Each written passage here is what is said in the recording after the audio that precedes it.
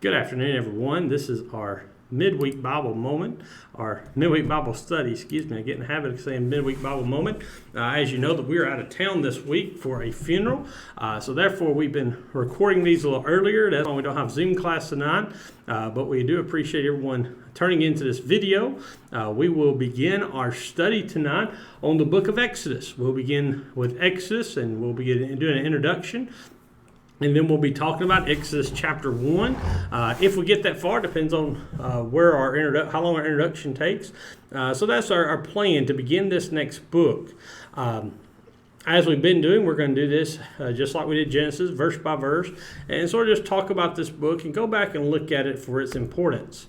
Now, what about Exodus? What is the key? Why is Exodus important? Why study Exodus? Well, Exodus is a very interesting book, very important book, because Exodus tells the birth of a nation. We've seen in Genesis the story of Jacob and his descendants. We've seen Abraham and his descendants, that seed promise. Well, how does that come to fruition? How does God fulfill that promise? Well, Exodus tells us that. Exodus also gives us the answer for the rest of the Old Testament. Excuse me, and even the New Testament. When people will ask, well, who are these people? When we look at Joshua, and we see the tribes of Israel, and they're wandering out, even in Deuteronomy and Leviticus and Numbers, and they're wandering in the wilderness, and they're setting up a kingdom, and been being a kingdom for a while, and then the cross coming from this nation. And we may ask, just as Israel may ask, well, who are these people? Where do these people come from? Well, the book of Exodus is going to tell us that. Because the book of Exodus is a hinge point, because Genesis introduces the creation of the world. It introduces us to God and what he has done. And then the Exodus tells us about what God's people. Tells us about God fulfilling those promises, beginning to fulfill those promises to Abraham, that promise to Isaac and Jacob and Joseph. And we begin to see what happens there. And so we look at the book of Exodus. Now, the book of Exodus, the name Exodus comes from a Greek word, which comes from the Greek translation of the Old Testament, and that is the word meaning exit or departure.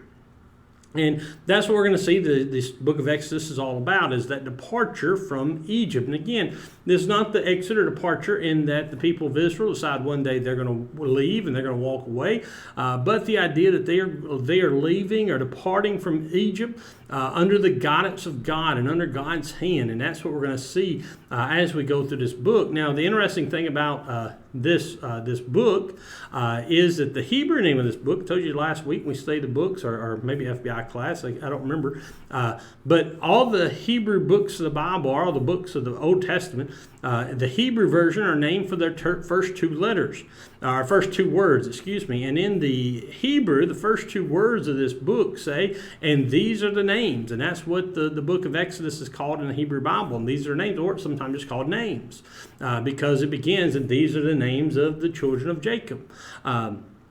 And it begins to continue that story, and that title is very important because it connects us with the story of Exodus. It connects us with that idea of what we're about to experience and what we're about to see. The other thing about the Exodus is that it is the second book in the law, or second book in the Pentateuch. We mentioned that word a few weeks ago. The Pentateuch is a fancy term for 5 scrolls. This is what's typically called the Torah. These are the first 5 books of the law. And that's the idea of the Torah, or the law, is the first 5 books of Genesis, Exodus, Leviticus, Numbers, and Deuteronomy. Those are the first 5 books that are all attributed to Moses. We'll talk about that in just a second. And these are the books that cover the history of the Israelites. And again, in that section, Exodus is the hinge point, because Genesis introduces them. The rest of it tells us about the start of that nation, of what God does to get them to where he wants them to be. But the Exodus tells us when they become God's people in the covenant. And that we'll talk more about that in just a second. Typically, Moses is identified as the author because the book of some of the wording in the book. Although the book itself, it never mentions who the author is or what they are, or who the writer is about. But Moses is said to written down the laws given by God. This comes from Exodus 24, verse 4 and following, and also Exodus 34, verse 27. We're going to look at Exodus 24, verses 4 through 8, where it says, "And Moses wrote down all the words of the Lord, He rose up early in the morning and built an altar at the foot of the mountain and 12 pillars according to the 12 tribes of Israel. And he sent young men to the people of Israel, who offered burnt offerings and sacrificed peace offerings of oxen to the Lord. And Moses took half of the blood and put it in basins, and half of the blood he threw against the altar. Then he took the book of the covenant and read it in the hearing of the people, and they said, all that the Lord has spoken, we will do, and we will be obedient. And Moses took the blood and threw it on the people and said, behold, the blood of the covenant that the Lord has made with you in accordance with all these words. And we talked about that too, the idea of covenant. This is the formation of that covenant, and that covenant is summed up in this book, the book that Moses wrote down, the book that Moses recorded, and this is part of that book, or in the overscheme of that book that Moses is writing. And most people think that Moses probably wrote this book while he was traveling in the Sinai desert as the Israelites were headed toward the Promised Land. He was recording what had happened to them. And so he says that he writes down the words of the Lord, writes down the words of the God so the people could listen and they could follow it. We also see the New Testament refers to Moses as the writers. We're going to look at John 5 and Acts 3. Romans 10 and Matthew 19, verse 8 both speak of Moses as writing that, but I want to look at these two. John 5 says, for if you have believed Moses, you would believe me, for he wrote of me.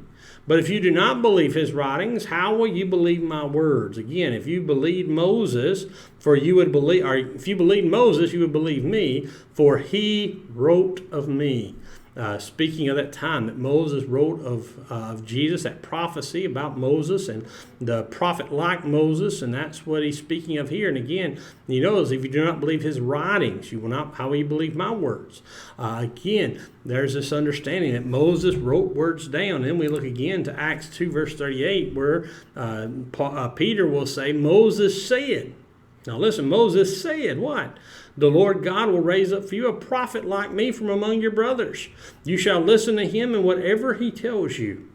The Lord God will raise up for you a prophet. Moses said these words. And this is a quote from Deuteronomy chapter 18, verse 15, verse 18, and verse 19, where Moses says that God will raise up a prophet like me. And so here, again, this is attributed that Moses wrote these words of Deuteronomy 18. And again, the insinuation is that he would have wrote the entire book of Deuteronomy. And so this is what we see as Moses being attributed to writing these words of the law for the people to have. This book, as we said earlier, has a conjunction. It begins with a conjunction, begins with the word and in the Hebrew. Begins with the word, and these are the names I told you earlier. That is a conjunction, and that's not a typical way you start a sentence. Nevertheless, start a whole new book. But the idea is that this creates a continuation of the story of Genesis. Now, what this would have been in the ancient law, in the ancient world, the Jews, the Torah or the law, we talk about this some in our FBI class, would be one scroll. The first 5 books of the Bible would be one scroll, and they were to be written in a certain way, and they would be written on one big scroll, because typically you'd have, like in the book of Genesis on one scroll, Exodus 1 and Numbers and so forth. That's how most of the other books are. Like the Kings are in a scroll. The Samuel is in a scroll. Chronicles, Esther, Nehemiah, all those different books. But these 5 books were put together because they were viewed as a whole story. They were viewed as a completion of the law and a completion of that story of the beginning of the Israelites. And so Exodus has that continuation from Genesis, but it also has a continuation with Leviticus, Numbers, and Deuteronomy, in that they continue and conclude this story. They conclude the Israelites going from Egypt, their beginning actually in Genesis, all the way to their time in Egypt, which is what in Exodus, and then them leaving Egypt and getting into the Promised Land and that wanderings. That's what these books hold. And so that's why this book is very important to look at it in its context as it continues the story. Now, some have said that what is the purpose of Exodus? Why does God give us the book of Exodus? Well, we're going to look at some ideas here. Why God gives us Exodus. Number 1, Exodus proclaims Israel's redemption. It proclaims how Israel was redeemed by God. And the interesting thing about this book is that in the beginning, the Israelites are slaves. They are slaves or servants to the Egyptians. But in the end, they are a new people, founding a new nation in which they are the people of God. And so this is Israel's redemption, Israel's bought back time, when they will be bought back by God, and God will redeem them. The second purpose of Exodus is that it records the covenant, a covenant that will be referenced and looked at throughout the rest of the Old Testament. Without the book of Exodus, we wouldn't know the covenant of God. We wouldn't know what this covenant was about, what was required of the Israelites, and what God had laid out for them. This covenant is one that is laid out throughout the rest of the pages of the Old Testament. It's the covenant that the prophets will look back to. It's interesting when we read the prophets will call the people of God not to create a new covenant, not to reestablish a covenant or change a covenant, but they will call the people to simply come back and go back to the original covenant, to go back to that plan that God devised, that God made with them, and that they would obey God and listen to God. And then finally, Exodus contains the law of God. It is that law that God would lay out for his people, that covenant that you'll keep my laws and you'll be my people and I'll be your God. That law that is given in the book of Exodus, and therefore Exodus reminds the people of their responsibilities to the covenant. It lays out what they are supposed to do, how they are supposed to act, how they are supposed to respond to God's word and God's teaching. And so this is the introduction to the book of Exodus. This is the introduction to this grand book of the continuation of the story of Moses and story of God's people. And so now we begin in verse 1 of chapter 1. Again, the Hebrew says, and these are the names. Again, most English translations take the and out and just say, these are the names of the sons of Israel who came to Egypt with Jacob, each with his household. Reuben, Simeon, Levi, and Judah, Issachar, Zebulun, and Benjamin, Dan and Naphtali, Gad, and Asher. Now, you notice this is a recap of what we just read in Genesis, what we got through talking about last few chapters. These are the 11 sons who are living with Jacob, who have now come into Egypt. They have moved from Israel to Egypt to go be with him. These sons are listed in their birth order based on their mother. You'll notice the first 6 are the daughters of Leah. Next is the daughter of Rachel. Next is the daughter of, the sons of Bilhah and the sons of Zilpah, I believe. I may have those two last ones mixed up. But this is the order. They start with the oldest ones. Reuben, Simeon, Levi, Judah, Issachar, and Zebulun are all born to Leah. Benjamin was born to Rachel. And then Dan and Naphtali was born to, Zilhah, and Gad and Asher were Bilhah. And again, I may have those two mixed up, may have told you two different things there, and I apologize for that. I forgot to write that down so I'd remember it. But this is the list. Now you notice that Joseph is missing from this list. We would expect to say Joseph and Benjamin. However, we're told in the next verse why that's not there, because these are the ones, let me go back to verse 1. These are the ones who came to Egypt. These are the ones who were there. And we know the story from last time that Joseph was already there. Verse 5, all the descendants of Jacob were 70 persons. Joseph was already in Egypt. Then Joseph died and all his brothers and all that generation. But the people of Israel were fruitful and greatly increased greatly. They multiplied and grew exceedingly strong, so that the land was filled with them. And so here you see that we lay out the beginning of Israel. Those descendants of Jacob were 70 people. Joseph was already in Egypt, so that's some more people there. But then we notice that we're told about the passing of time, that Joseph dies, his brothers have died. We've seen Joseph's death at the end of Genesis. Now we find out all of his brothers died and all their generation and the generations that followed. But during that time, verse 7, we're given what's happened. And this is very interesting, is the parallel between Exodus 1:7 and Genesis 1:27, 28, in that range, in that God gives that command to man to go out, to be fruitful, multiply, and fill the land. And so here we see in Exodus 1:7, we see that Israel's people are fulfilling that command of God from Genesis 1, in that they were fruitful, they multiplied, and they filled the land. They were being productive and they were being blessed by God. And that's going to be the idea we're going to see in this first chapter, is that God was with them. Although they may not have realized it, God was with them and looking after them. And so they began to grow, and they began to grow and develop into such a big land and such a great people that we get to verse 8, that now there arose a new king over Egypt who did not know Joseph. And he said to his people, behold, the people of Israel are too many and too mighty for us. Come, let us deal shrewdly with them, lest they multiply, and if war breaks out, they join our enemies and fight against us and escape from the land. Therefore they set taskmasters over them to afflict them with heavy burdens. They built for Pharaoh store cities, Pithom and Ramesses. Now, you'll notice that what happens is that time comes and there's a new king who came into power, a new Pharaoh who rules over Egypt, and this Pharaoh doesn't know Joseph. He doesn't know the history of his people. He doesn't know how Joseph spared the people. He doesn't know how Joseph saved the people. Doesn't know how Joseph saved Egypt. And therefore the Pharaoh at that time brought his people down. But we are simply told that he forgot Joseph. He didn't know Joseph. And as he looks out among his nation, he sees his group of foreigners. Again, there's 400 years, I believe, that passed from Genesis to Exodus. And there's this recognition that he looks out on these Israelites, and although they've been here for a while, they're still viewed as foreigners. They're not viewed as Egyptians. And again, you notice he says that the Israelites are too many and too mighty for us. Now, this is probably hyperbole in that the Israelites were not too many and that they weren't able to overcome them because they could have done it by themselves. But he is worried that they are a big group. They are a large group who have grown and who have increased in number, and Pharaoh has noticed this increase. Pharaoh has noticed their growth during their time here. And so he's worried about them. And then verse 10, now depending on what translations you read, some translations will say, come let us deal wisely with them. And the idea, or deal with them with wisdom. The idea here, this wisdom is not always biblical wisdom, but the way that's most convenient, or not most convenient, excuse me, the way that gets the best for you. And that's the idea, shrewdly. Because we may look at this and say, now how can they deal with these people wisely, but yet they're going to put them as slaves?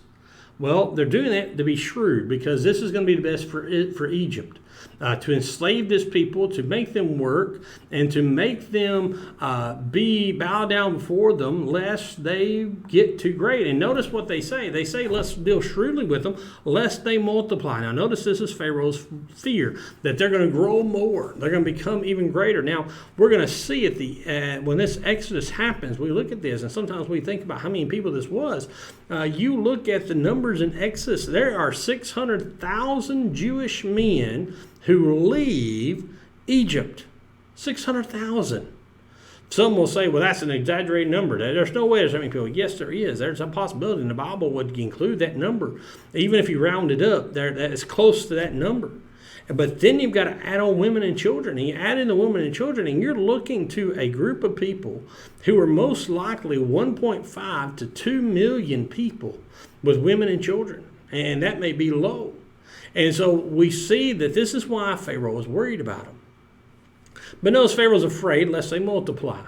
And he says if they multiply and war breaks out, they're afraid that what's going to happen is they're going to join our enemies and fight against us and leave our land. What if they join with our enemies and fight against us, and then they're gonna escape? We're not going to be able to control them anymore. This leads some people to think that perhaps Pharaoh has been using these as slaves before this time, but we really don't know. But he's almost afraid. And we look at this and say, now wait a minute. If you want them not to rebel against you, the idea is to treat them better so they won't rebel, they won't fight against you, but fight with you. But you would think that if they're made to be slaves and servants, then they're going to definitely fight when someone comes in. But again, this is a worldly mindset, a selfish mindset of Egypt, that they are just worried about themselves. And therefore, notice they set these taskmasters over them, and they afflicted them with heavy burdens. And we're going to see some of those burdens later on as we look through these chapters of what God does with his people. And so these people begin to build cities for Pharaoh. They build store cities, and they build 2 whole cities. Again, this is the amount of the size of Israel, how they're able to labor and how they're able to work. But notice verse 12. You remember back in the verse before that Pharaoh says to do this lest they multiply. Notice he oppresses them, but in verse 12, but the more they were oppressed, the more they multiplied, and the more they spread abroad. And the Egyptians were in dread of the people of Israel. So they ruthlessly made the people of Israel work as slaves and made their lives bitter with service in mortar and brick and all kinds of work in the field. And all their work, they ruthlessly made them work as slaves. So Pharaoh oppresses the people. But the more they oppress them, the more they work them, the more they try to push them down, the more they multiply. And the more they grow, what Pharaoh is afraid of. And then it's not just Pharaoh who's afraid, but the Egyptians begin to be afraid. The entire nation begins to fear Israel. Why? Because at this time when by human standards they ought to have been oppressed, by human standards they ought to be on the way out, they're growing, they're multiplying, they're increasing. But how? Although he's not mentioned here, the implication is that God is with them. That God is. But then you notice verse 13, they deal with the people worse. They deal with people as slaves. They continue to grow. So what do? They made them even work harder as slaves. They made their lives, in those verse 14, made their lives bitter with hard service to make brick and mortar and for their buildings and to work in the field. They made them work, and the idea again repeated over here is ruthless. They ruthlessly made them work. They ruthlessly put them to work as slaves, and the idea of a slave is not necessarily a bad thing in all connotations, but here they put them to work, like we would say, they worked them like a dog and didn't give them a break, and they kept working them hard. But in all this, Israel still grew, Israel still developed, and Israel still multiplied. Then we see Pharaoh's second response, his second solution. His first was to put them to work as slaves. Then when they became slaves and they worked hard and they were, and we'd oppress them that way, but they grew. So secondly, he comes up with another plan. We notice verse 15. Then the king of Egypt said to the Hebrew midwives, one of whom was named Shiphrah, the other Puah, when you serve as midwife to the Hebrew women and see them on the birth stool, if it is a son, you shall kill him. But if it's a daughter, she shall live. But the midwives feared God and did not do as the king of Egypt commanded them, but let the male children live. So the king of Egypt called the midwives and said to them, why have you done this and let the male children live? Now, before we see their response, let's notice this. Something very interesting happens in these verses that I never realized till I was studying for this lesson. And that is one of the interesting things in biblical studies is people trying to figure out who the king of Egypt was. What was the Pharaoh? Why didn't Moses name the Pharaoh here? Why didn't God say we need to name the Pharaoh? Well, because it wasn't important. The Pharaoh didn't need to be remembered for who he was. Didn't need to know the name. Now, historians look back and say, oh, well, if he would have just told us who it was, then we would know when this Exodus happened. Well, that wasn't important to God. But notice what was important. The Pharaoh, the ruler of Egypt, God didn't mention his name. But yet 2 Hebrew midwives, 2 women, who had a lowly job of helping bring children into this world, they are mentioned by name. Now, these are not the only 2 midwives in Egypt for the Israelites. Most likely, these were 2 of the leaders, 2 of the main ones. And Pharaoh gives his command. When you go in to be a midwife and you go in to help those women give birth to a son or birth to a child, when they come out of the womb and you see it's a son, you kill it right then. And the idea is that we see him on the birth stool. You're there. She's there to get the child just as it comes out, and she is to kill the child before any of the family can see it, to make them think that it died naturally. And if it's a daughter, let him live. Because again, if it's a son, he may grow up to be a warrior. He may grow up to be a fighter. He may grow up to be a rebel. But a daughter, will let her live because she can be a slave. She can be a wife to an Egyptian and she can bear children. So this is their logic. But notice verse 17. The Hebrew midwives, and this is very interesting too, that they changed from talking about Israelites to Hebrew. And this is how they're going to talk about them. But the Hebrew midwives feared God. They feared God. And they refused to listen to the king of Egypt. Think about that for a minute. The king of Egypt, if the president of the United States called you to his office and he told you explicitly to do something that you knew was wrong, that you knew was sinful, you knew that you shouldn't do, and you knew that if you didn't do what he said, he could very likely have you killed, what would we do? I think some of us would be hard-pressed not to just go ahead and do what he said. not to obey that physical leader. Why? Because we fear him. He can take our life away. We don't want to lose that. We don't want to lose our livelihood. We don't want to lose our life here. We want to be with our family. But these two brave women stood up to Pharaoh. Pharaoh told them to go do this, and they didn't do it. They didn't listen. They didn't do as Pharaoh commanded, but let the children live. And then you notice that Pharaoh called them to him and said, what have you done?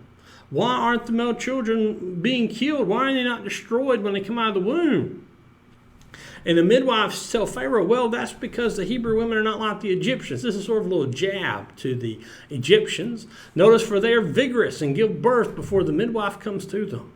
So God dealt well with the midwives, and the people multiplied and grew very strong. And because the midwives feared God, he gave them families.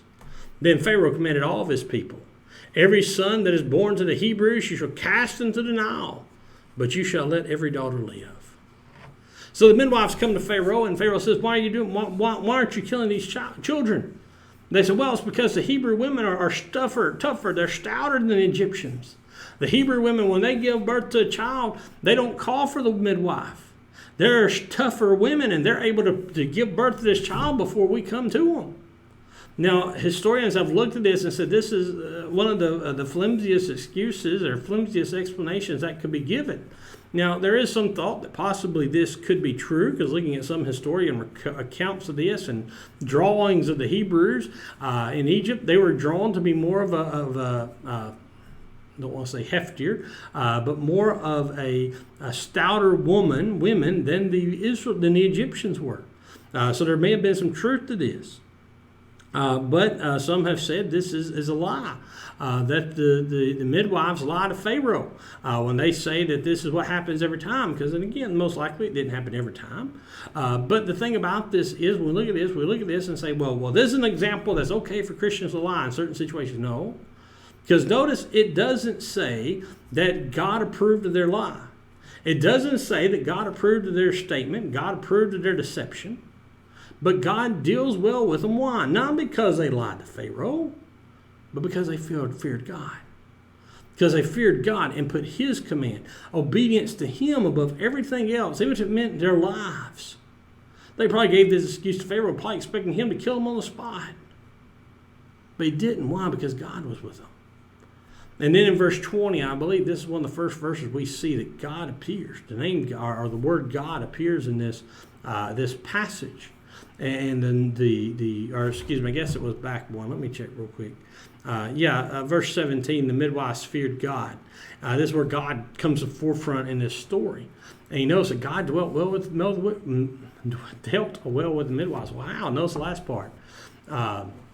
People multiplied and grew very strong. Again, Pharaoh's doing all this to cut the people down, to destroy them, to minimize them, not let them grow and be great people. But God blesses them. They grow and grow and grow and grow and grow. And Pharaoh tries everything he can in his power to stop them, and he can't. Why? Because Pharaoh as man is trying to go against God. And anytime we see man try to stand against God and man get his way above God's way, man will fail.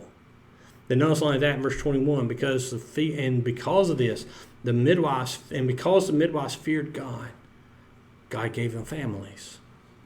The idea here is that these are probably maybe some women who were unable to bear children themselves. Some women who were not able to naturally have children. And they took this job of helping the others. And because they believed in God, because they feared God, they looked to God even above the Egyptian Pharaoh. God blesses them. The idea is that God blessed them where they were able to bear children. And they were able to again, increase and multiply a nation. And so then we get to verse 22 where Pharaoh commands the Egyptians. He tried the midwives, it didn't work. Now he tells all the Egyptians that every time you see a son born to the house of the Israelites, every time you see one of those young boys, you take him and you throw him into the Nile. You throw him into the Nile so that he'll drown. It's the idea, drown, or the crocodiles will get him, that something will devour him, that he will die on the spot, and let every daughter live. We're going to see irony next week as we study this story, because you know the story of Moses, most of us do. We're going to see that Moses' mother is going to do what Pharaoh said do, but just not quite the way Pharaoh said do it. But that's chapter 1.